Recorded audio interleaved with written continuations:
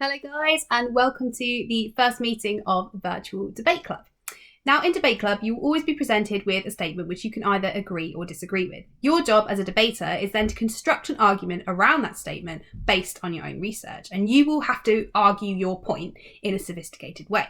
Now in Debate Club, I will introduce you to a debate topic and provide you with materials for further research. And then it's your job to take a stance, so you'll have to decide whether you're for or against the proposition and come up with an argument. You can debate the issue with your friends and family, and if you feel you want to, you can write an opening statement where you outline your argument aiming to persuade the listener. You could submit this as an audio recording or a video or just a written statement if that's what you felt you wanted to do. I'm going to share some of the best opening statements that I receive in Debate Club next week. This week, we're going to be thinking about the importance of sleep for the teenage brain. I'm sure you're all finding that during the lockdown, your sleeping patterns are changing a lot. Mine certainly are. So our proposition, so the statement we will be debating this week, is that school should start at 10 a.m. because teenagers need more sleep. Now, I'm sure you've had an immediate gut reaction to that one. Parliament debated this very issue in January 2019 after receiving a petition with 180,000 signatures, but they decided against changing the times of the school day by law. They left that up to individual schools to make up their minds about whether they wanted to open later or not. It seems logical that more sleep is a good thing for teenagers, right? Well, let's take a look at some of the arguments for and against this statement, because there are a few, and you might need to consider them in a little bit more detail. So, some of the arguments for the statement. There is emerging sleep science to suggest that teenagers just concentrate better later in the day. And the teenage brain is hardwired to do that, so we should open schools later because that will maximise teenagers' concentration. The second argument for the statement is that if teenagers are concentrating better because they're going to school later, their academic results will improve. And the third argument for the statement is that teenagers are going to be less sleep deprived and less reliant on things like caffeine and energy drinks to keep them going during the day if they're getting better quality sleep at night. But there are some people who would have a problem with schools opening later in the day, and they have many reasons for that. So some of the arguments against schools opening later is that teenagers just need to get used to waking up early. A lot of people would say that because the working world revolves around jobs that start at 9 and finish at 5.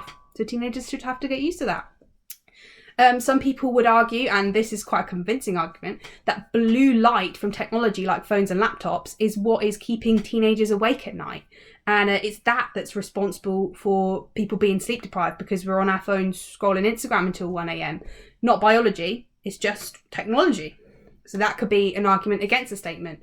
And a third argument is that schools have opened at 8:30 a.m. for more than 50 years, maybe even more than 100 years, and sleep deprivation didn't seem to be a problem back then. So that could link to the idea about technology possibly being responsible for teenagers being sleep deprived and not biology.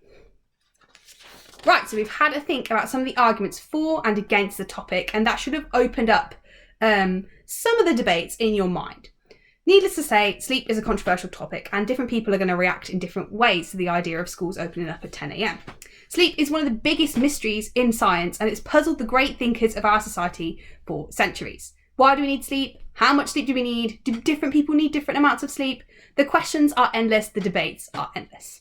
It's only now in the 21st century that scientists are beginning to understand the true function of sleep and how much we need so that our brains can function at maximum capacity. I thought we'd start with some fun facts about sleep before we get going, just so that we can open up our minds to thinking about sleep. So, fact number 1.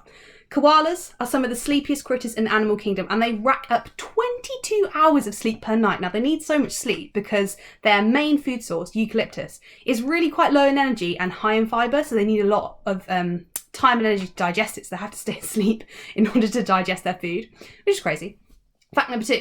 Bits of your brain can fall asleep while you are wide awake. Now, this only really happens if you're extremely sleep deprived, so it's a bit of a don't try this at home situation with that one. Fact number 3. New parents, this is incredible. New parents lose between 450 and 700 hours of sleep in the first year of their child's life. That's insane.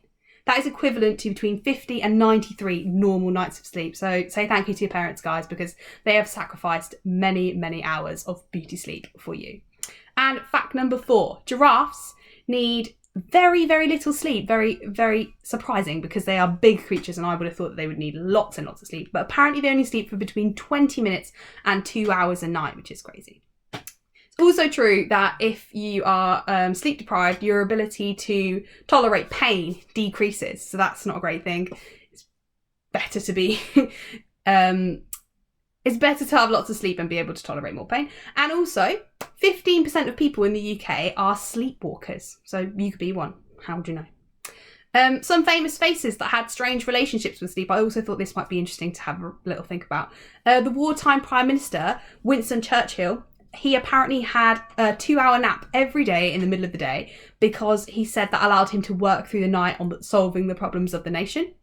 Salvador Dali, surrealist artist, you know, the painting with the melty clocks, he didn't like sleep at all. In fact, he tried not ever to sleep. So during what he called his rest breaks, he would sit there with a key over a metal plate, which when he fell asleep, nodded off, the key would make a noise on the metal plate and would wake him up. He didn't like to sleep at all, which is weird and starts to explain some of the reasons behind the melty clocks.